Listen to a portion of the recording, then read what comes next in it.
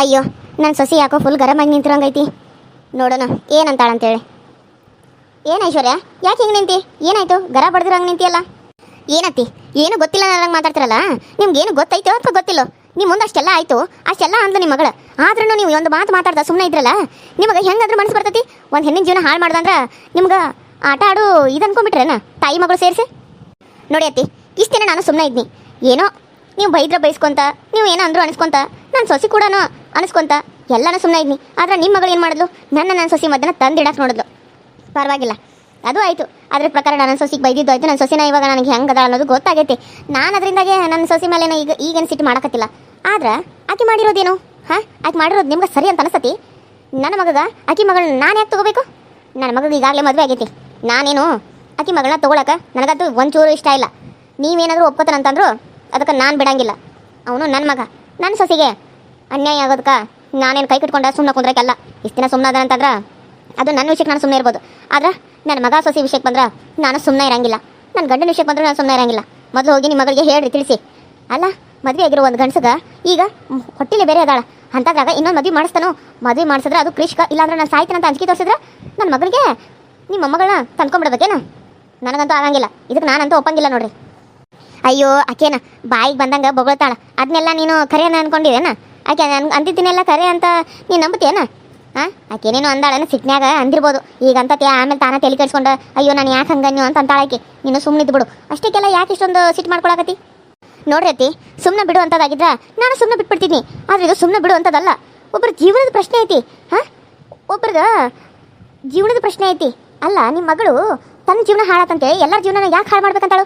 ಆ ದೇವ್ರು ಆಕಿ ಯಾಕೆ ಅಂತ ಬುದ್ಧಿ ಕೊಟ್ಟಾನು? ಅಂತ ಬುದ್ಧಿ ಕೊಟ್ಟಿರೋದಕ್ಕರ ನನ್ನ ಅತ್ತಿ ಸಸಿ ದೂರ ಮಾಡಕ್ಕೆ ನೋಡಿದ್ಲಲ್ಲ, ಅದಕ್ಕಾಗಿ ಆಕಿ ಗಂಡ ಇನ್ನೊಂದು ಮದುವೆ ಮಾಡ್ಕೊಂಡು ಬಂದ ಆಕೆ ಜೀವನದಾಗ ಹಂಗಾಗತ್ತತಿ. ಏ ಐಶ್ವರ್ಯ, ಏನು ಮಾತಾಡತ್ತೀನಿ ನೀನು ಅಂದಿದ್ದನ್ನೆಲ್ಲ ಅನಿಸ್ಕೊಂತ ನಾನು ಕಿವಿಲಿ ಕೇಳಿಸ್ಕೊಂತ ಸುಮ್ಮನೆ ಅದ ಅಂತಂದ್ರೆ ಇನ್ನೂ ಜಾಸ್ತಿನೇ ಮಾಡ್ತಿದ್ದಿ. ಹೋಗ್ಲಿ ಬಿಡು ಅಂತಂದ್ರೆ ನನ್ನ ಮಗಳ ವಿಷಯಕ್ಕೆ ಏನು ಬೇಕಾದ್ರೆ ನಾನು ಸುಮ್ಮನೆ ಇರಂಗಿಲ್ಲ. ಏನು ದೊಡ್ಡದೇನ ನಿನ್ನ ಮಗಳಿಗೆ? ನನಗೆ ನನ್ನ ಮೊಮ್ಮಗಳ ತಂದು ಕಟ್ಟೆ ಬಿಟ್ಟುವನ? ಅದಕ್ಕೆ ಯಾಕೆ ಇಷ್ಟು ಬೊಬ್ಬಾಟ ಮಾಡಕತ್ತಿದ್ದಿ? ಊರು ಮಂದಿಗೆಲ್ಲ ಕೆಲಸವಂಗ ಬಾಯಿ ಮುಚ್ಕೊಂಡಿರಿ. ಅಯ್ಯೋ, ಅತ್ತಿದು ಅಜ್ಜ ಮುಂದು ಬಾಯಿ ಕೆಲಸ ಆಯ್ತಲ್ಲ, ಜಗಳ ಮಾಡಕತ್ತಾರ ನೋಡ್ಬೇಕಲ್ಲ. ಇವಾಗ ನೀವು ಹಿಂಗೆ ಸಿಟ್ನ್ಯಾ ಮಾಡಿಕೊಳ್ಳಿ ಅಂದ್ರೆ ಅಂಜ್ಕೊಂಡು ಕುಂದ್ರಾಕ ನಾನೇನೋ ಸುಂದ್ರಿ ಅಲ್ಲ, ಮೊದ್ಲಿನ ಐಶ್ವರ್ಯನೂ ಅಲ್ಲ.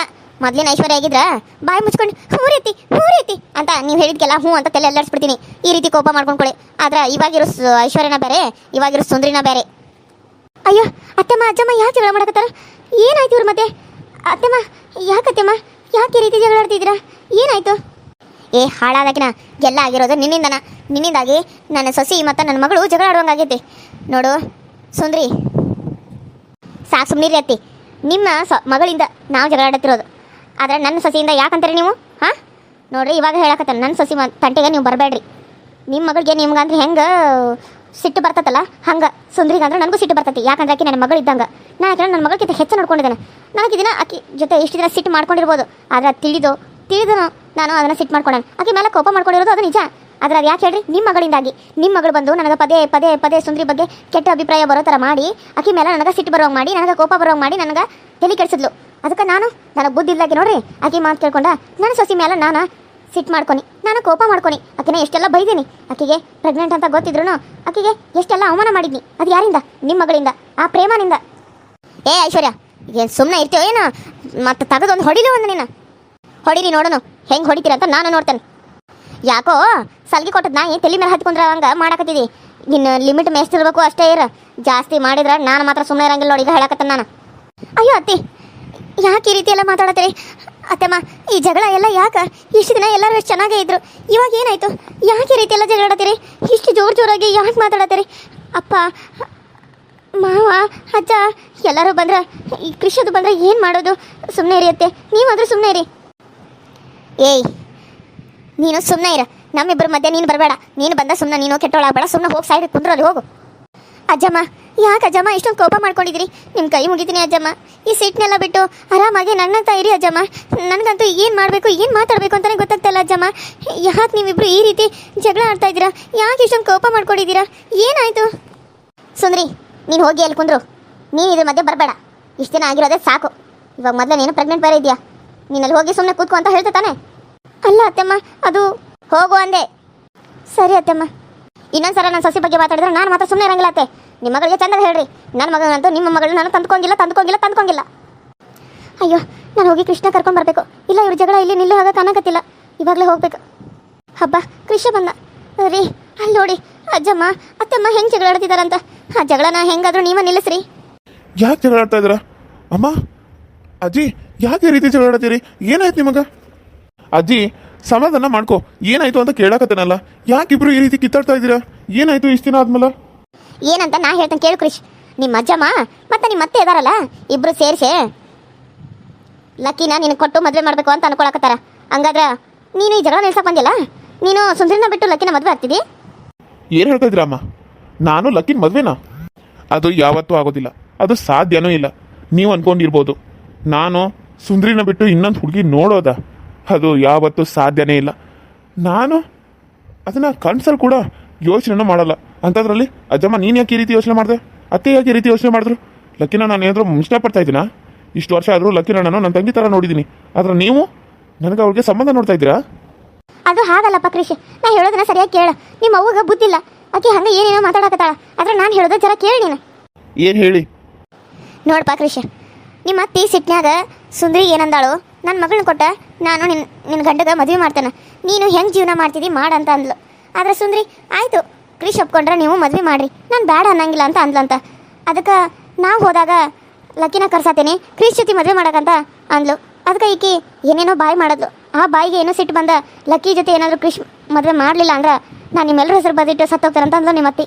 ಈಗ ಆಕೆ ಸಾಯೋದು ಮುಖ್ಯನೋ ಅಥವಾ ನೀನು ಲಕ್ಕಿನ ಮದುವೆ ಆಗೋದು ಮುಖ್ಯನೋ ಅಂತ ನಾನು ಯೋಚನೆ ಮಾಡ್ಕೊತ ಬಂದ. ಹಂಗೆ ಒಂದು ಮಾತು ಅಂದ್ರೆ ಈಗ ಇಂಥ ಪರಿ ಜಗಳ ಆಡಕತ್ತಾಳ. ಅಜ್ಜಮ್ಮ, ಯಾರು ಸತ್ರು ಆಯಿತು, ಯಾರು ಬಿಟ್ಟರು ಆಯಿತು, ನನಗದ್ರ ಬಗ್ಗೆ ಏನೂ ಇದಾಗಲ್ಲ. ನನ್ನ ಸುಂದರಿ ಬಿಟ್ಟು ನಾನು ಇನ್ನೊಬ್ಬರನ್ನ ಮದುವೆನೂ ಆಗಲ್ಲ. ಲಕ್ಕಿ ಯಾವತ್ತಿದ್ರು ನನಗೆ ತಂಗಿ ಸಮಾನ ಹೊರತು ನಾನು ಅವಳನ್ನ ಮದುವೆ ಆಗೋಕ್ಕಾಗಲ್ಲ. ನಾನು ಅದನ್ನ ಯೋಚನೆ ಮಾಡ್ತಾ ಇದ್ದೆ ಕ್ರಿಶ್. ನೀನು ಎಲ್ಲಿ ನಿಮ್ಮ ಅಜ್ಜಮ್ಮ ಹೇಳಿದ್ಲು ಅಂತ ಒಪ್ಕೋತೀಯೋ ಏನೋ ಅಂತ ಅಂದ್ಕೊಂಡಿದ್ದೆ. ಆದ್ರೆ ನಿಮ್ಮ ಅಜ್ಜಮ್ಮಗ ಕರೆಕ್ಟಾಗಿ ಹೇಳಿದಿ. ಅಯ್ಯೋ ಅಮ್ಮ, ಕರೆಕ್ಟಾಗಿ ಹೇಳಿದಿ ಅನ್ನಕ್ಕ ನಾನೇನೋ ಇಲ್ಲಿ ಗೊಂಬೆ ಆಟ ಆಡತ್ತೇನಾ? ಅಥವಾ ಒಬ್ರು ಇಷ್ಟ ಆದರೂ ಅವ್ರನ್ನ ಮದುವೆ ಆಗಿ ಆಮೇಲೆ ಅವ್ರು ಪ್ರೆಗ್ನೆಂಟ್ ಇದ್ಮೇಲೆ ನಾನು ಇನ್ನೊಂದು ಮದುವೆ ಆಗಕ್ಕೆ ನನಗೇನು ತಲೆ ಕಟ್ಟತ್ತೆ? ನೋಡಮ್ಮ, ಜೀವನದಲ್ಲಿ ಮದುವೆ ಅಂತಾದರೂ ಅದು ಒಂದೇ ಸತಿ ಆಗೋದು. ಪದೇ ಪದೇ ಅದು ಚೇಂಜ್ ಆಗಾಗ ಅದೇನೋ ಗೊಂಬೆಗಳ ಆಟನ. ನೋಡಮ್ಮ, ನಾನಂತೂ ಅಜ್ಜಿ ನಿನ್ಗೆ ಇವಾಗಲೇ ಹೇಳಕತ್ತೇನೆ, ಸುಂದರಿನ ಬಿಟ್ಟು ಯಾವತ್ತು ಯಾವುದೇ ಕಾರಣಕ್ಕೂ ಏನೇ ಪರಿಸ್ಥಿತಿ ಬಂದ್ರೂ ನಾನು ಯಾರನ್ನು ಮದುವೆ ಆಗಲ್ಲ ಆಗಲ್ಲ ಆಗಲ್ಲ. ಮುಗೀತು. ಇದ್ರ ಮೇಲೆ ಏನಾದರೂ ಮದುವೆ ವಿಷಯ ಮಾತಾಡಿದ್ರೆ ಅಕಸ್ಮಾತ್ ಅದು ನನ್ನ ಕಿವಿಗೆ ಬಿದ್ದರೆ ನಾನಂತೂ ಸುಮ್ಮನೆ ಇರಲ್ಲ. ಹೇಗಾದರೂ ಮನಸ್ಸು ಬರುತ್ತೆ ನಿಮ್ಗೆ ಅವಳಿಗೆಲ್ಲ. ನನ್ನ ಹೆಂಡತಿ ಬಸರಿದ್ದಾಳೆ, ಅವಳನ್ನ ಈ ಟೈಮಲ್ಲಿ ಚೆನ್ನಾಗಿ ನೋಡ್ಕೋಬೇಕಂತ ನಾನು ಆಸೆ ಪಡ್ತಾ ಇದ್ರೆ ನೀವೆಲ್ಲರೂ ಸೇರಿ ಮದುವೆ ಅದು ಇದು ಅಂತ ನನ್ನ ಹೆಂಡತಿಗೆ ದಿನದಿನಕ್ಕೂ ಆಕೆಗೆ ಎಲ್ಲೋ ತರ್ತಾ ಇದ್ದೀರಾ? ಅವಳಿಗೆ ಟಾರ್ಚರ್ ಮಾಡ್ತಾ ಇದ್ದೀರಾ? ಯಾಕೆ ಅವಳಿಗೆ ಸರಿಯಾಗಿ ಡೆಲಿವರಿ ಆಗಬಾರ್ದು ಅಂತನಾ? ಹೇಳಿ ಅಜ್ಜಮ್ಮ. ಅಯ್ಯೋ ಕ್ರಿಶ್, ಅದು ಹಂಗಲ್ಲ. ಮತ್ತೆ ಹೆಂಗೆ ಅಜ್ಜಮ್ಮ ಹೇಳಿ? ಏನಾದರೂ ಹೇಳಿದ ತಕ್ಷಣ, ಏನಾದರೂ ವಾಪಸ್ ಅಂದ ತಕ್ಷಣ ಈ ಮಗನ ಈ ರೀತಿ ಮಾಡ್ಕೊಂಡು ನಿಂತು ಬಿಡೋದು. ಆದ್ರೆ ನಾವು ಅಷ್ಟೆಲ್ಲ ನೋನ ಇಟ್ಕೊಂಡು ಮನಸ್ಸಿನಾಗ ಅಷ್ಟೆಲ್ಲ ಚಿಂತೆನ ಇಟ್ಕೊಂಡು ನಿಮ್ಮ ಜೊತೆ ನಗ್ನಗ್ತಾ ಇರಬೇಕು ಅಲ್ವಾ? ಅಷ್ಟೆಲ್ಲ ನೋವು ಇದ್ರು ಸುಂದ್ರಿ ಅತ್ತೆ ಮಾತಾಡ್ತಾ ಇಲ್ಲ ಅಂತ ಅಷ್ಟೆಲ್ಲ ನೋವನ್ನ ನುಂಗ್ತಾ ಇದ್ರು ಯಾರಾದರೂ ಒಬ್ಬರಾದರೂ ಅದನ್ನ ಹೋಗಿ ಅಮ್ಮನಿಗೆ ಹೇಳಿ ಅವರಿಬ್ರು ಮಾತಾಡೋ ಮಾಡಿದ್ರ? ಇಲ್ಲ. ಕಡೆಗೆ ನಾನೇ ಹೋಗಿ ಅಮ್ಮಗ ಹೇಳಿದೆ, ನೀವು ಮಾತಾಡಿಲ್ಲ ಅಂತ ನನ್ನ ಹೆಂಡತಿ ದಿನ ಕೊರಗ್ತಾ ಇದ್ದಾಳೆ. ಅಮ್ಮ ಏನಾದರೂ ಆಗಲಿ ನನ್ನ ಹೆಂಡತಿ ಜೊತೆ ಮಾತಾಡು ಅಂತ ನಾನು ಹೇಳಿರೋದಕ್ಕೆ ಅಮ್ಮ ಮಾತಾಡಿರೋದು. ಆದರೆ ಇವಾಗ ಅವ್ರಿಗೆ ಸತ್ಯ ಗೊತ್ತಾಗಿದೆ ನನ್ನ ಹೆಂಡತಿಗೆ ಏನು ಅಂತ ಹೇಳಿ. ಹಂಗಲ್ಲಪ್ಪ ಕ್ರಿಶ್, ನಿಮ್ಮ ಅತ್ತೆ ಅಂದಿರೋದನ್ನ ನಾನು ನಿಮ್ಮ ಅಮ್ಮನ ಕೇಳಾತಿದ್ದೆ. ಅಷ್ಟರಾಗ ನಾನು ಏನು ಮಾಡ್ತೀನಿ? ಹಾಂ ಅಜ್ಜಮ್ಮ, ಈಗ ನೀನು ಹಿಂಗೆ ಹೇಳತ್ತಿ ಅದ ಅಜ್ಜ ಹೋಗಿ ಈ ವಯಸ್ಸಿನಾಗೂ ಇನ್ನೊಬ್ಬಕಿನ ಮದುವೆ ಮಾಡ್ಕೊಂಡು ಬಂದ್ರೆ ನೀನು ಸುಮ್ಮನೆ ಇರ್ತೀಯನ ಹೇಳು. ಅಕಸ್ಮಾತ್ ಅಜ್ಜ ಇನ್ನೊಂದು ಮದುವೆ ಆಗ್ಬೋದು, ಆದರೆ ನಾನು ಸತ್ರೂ ಆಗಲ್ಲ.